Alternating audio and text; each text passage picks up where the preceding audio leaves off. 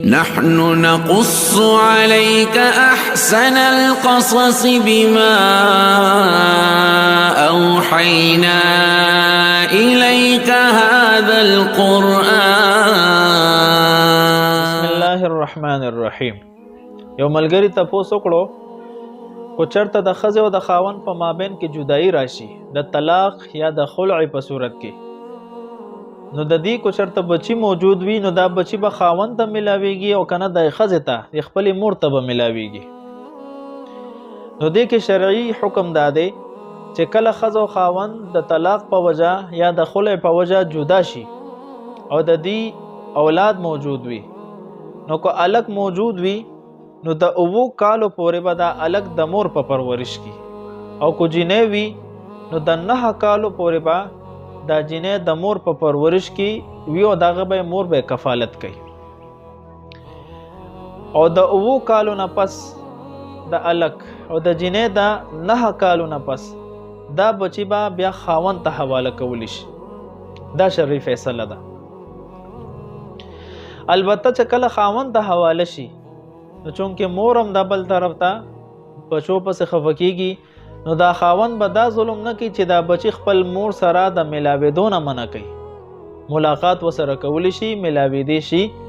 د لپاره خپل صورت بیا داده چې په هفته کې یو ورځ یا یو ټیم داسې مقرر کې چې دا بچی خپل مور للیږي او دا غي سره لږ وخت تیری، یا کو چرته فیصله د سوشي لکه څنګه زموږ په عرف کې وي چې کله طلاق وشي یا خلع وشي او خزه او خاوند جدا شي، نو دا خاوند خپل خزه ته وای کو چرته ته بل ځکه نکاح کول غواړي نو بچی به ما تخپل حواله کې،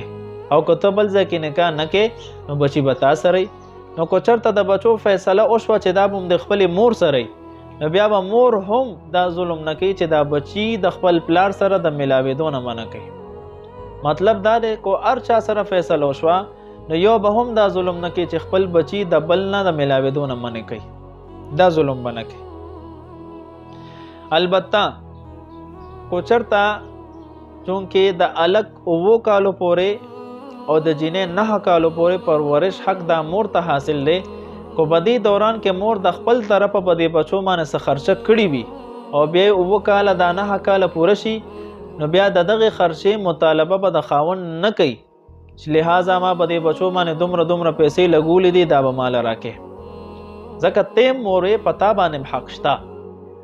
البته کو خاوند د خپل طرف نه پر رضامندیا سره خوشاله سره ورکی ولا نو دا د طرف نه احسان دی او تبرع ده، بالکل ورکول شي.